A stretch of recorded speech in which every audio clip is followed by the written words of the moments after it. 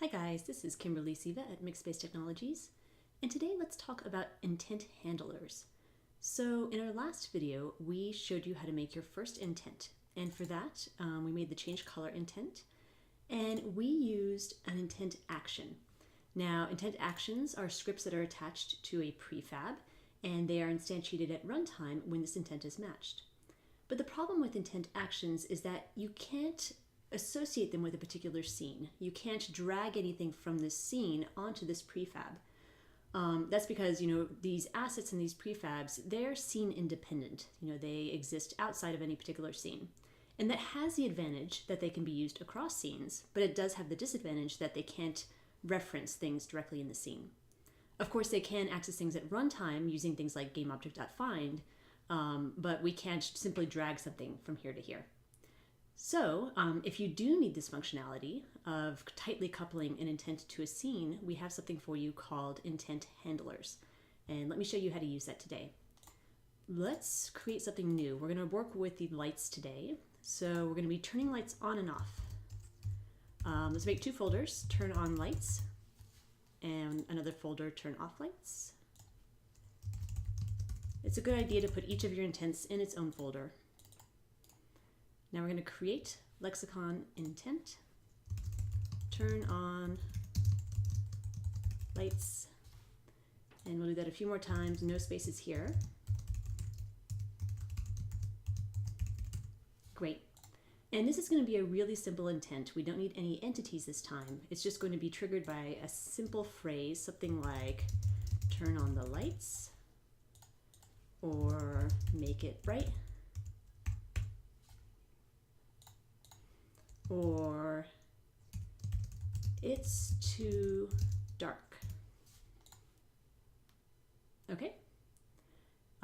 We're not going to create an action for this one because instead we're going to be using intent handlers. So let's do the same thing for turn off lights. A new entity.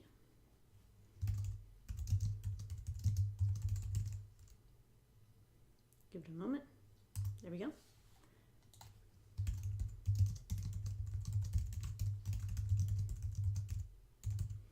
And for this one, the phrases will be turn off the lights,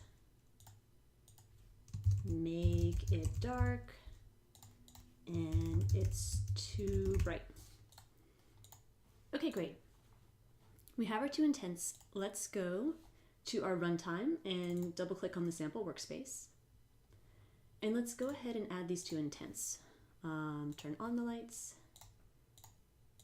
turn off the lights, and let's go ahead and sync this while we wire things up.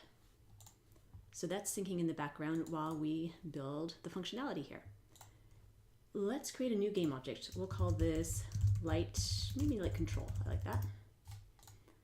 Okay, and we are going to add a component. It's the Lexicon intent handler. So you just look up intent handler and that should show up. Okay, great. So now we have this intent handler. And it's expecting two things. First, it's expecting the intent, and then there's a slot here for processing the intent. And this is a Unity event. I'm sure you've used these before. Let's start by grabbing the intent. This one will be, so I clicked right here. I'm clicking on assets, and now all my intents show up here. So this is for turning on the lights. And so now basically when this is matched at runtime, we're going to process it.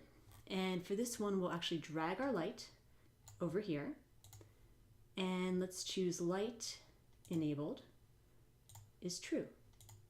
Okay, and let's do that again for our other intent. So turn off lights, and we press the plus, we drag over our light. Light enabled is false. And so that's it. And the beauty of this is that we were able to drag things from our scene directly into these slots. Let's see if this is available. It is. Everything's been trained. So let's give it a try.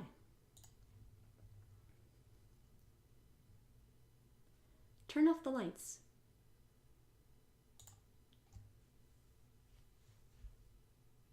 Turn on the lights. It's too bright. Now it's too dark.